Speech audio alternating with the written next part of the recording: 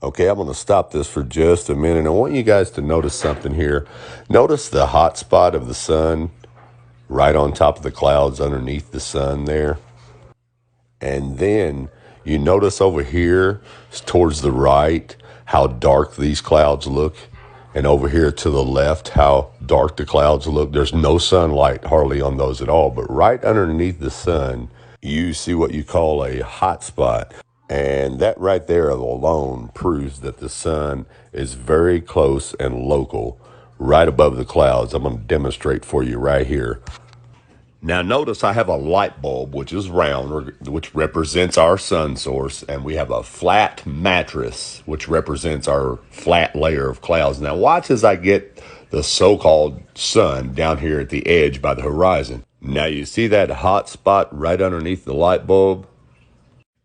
You can only get that hot spot when the light source is very close and local. Now notice the darkness on each side of the bed, just as you did on the blanket of clouds. It's really, really simple to prove.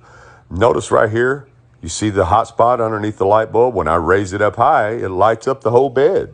We put it back down low to the bed mattress, we get a hot spot.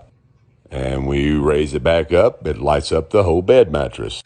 Anyways, let's continue on with the video. Just keep that in mind as you're watching.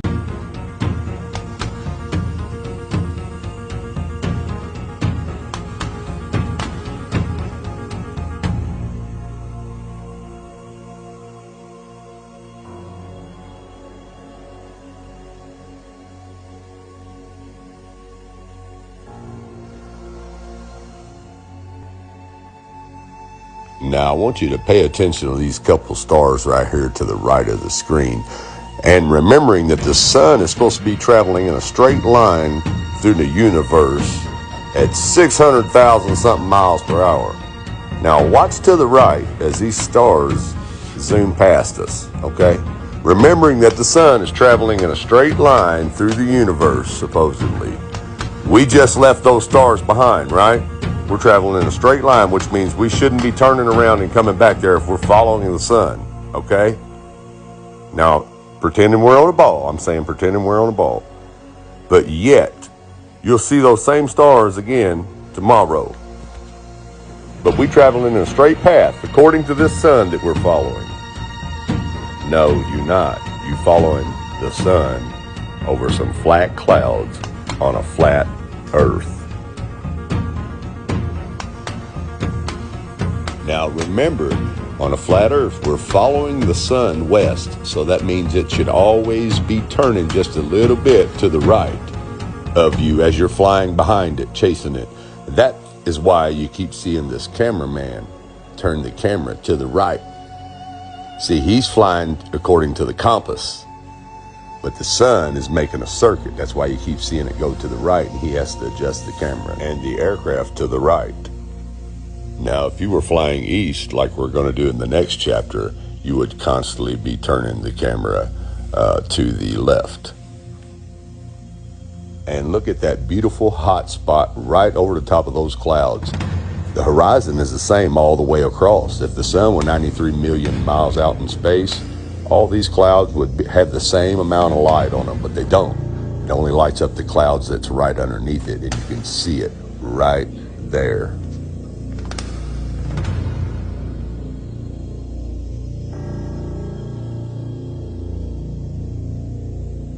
Welcome to part 2 of chasing the sun around a flat earth. Now, as you can remember, in part 1, I showed you a 777 flying from Seoul to Paris going west, which would be chasing the sun on a flat earth. Now, in part 2, I'm going to be showing you a flight going east from Paris to Tokyo. Now, if you're flying east on a flat earth, you will fly right into the sun. It will actually pass right over the top of you, which is what you're going to see here in part 2 of chasing the sun around a flat earth. Enjoy.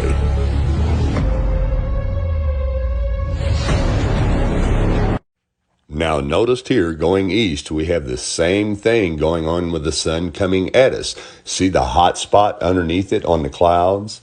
And then see the darkness over here and over here? Look familiar? That's because it works the same way even with the sun coming at you from the east.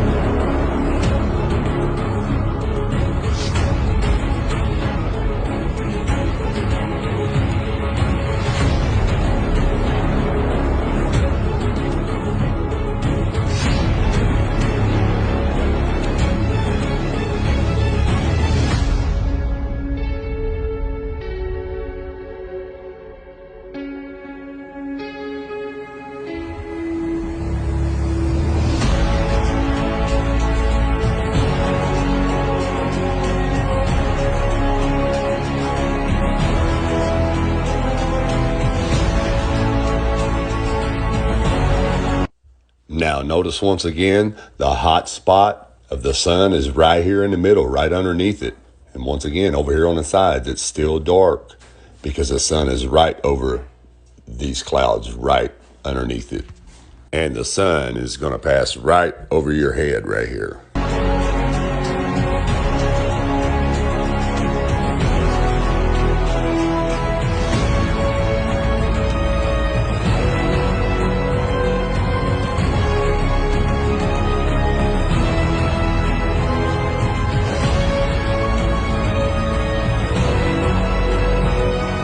As you can see, it is right over the top of us at this point. You can see the hot spot right here on the clouds, right in front of us, because it's right over the top of us. And see the darkness back that way?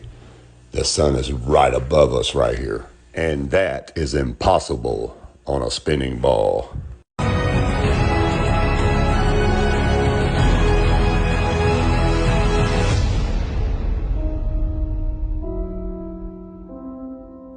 Wake up, people. You just seen it with your own eyes.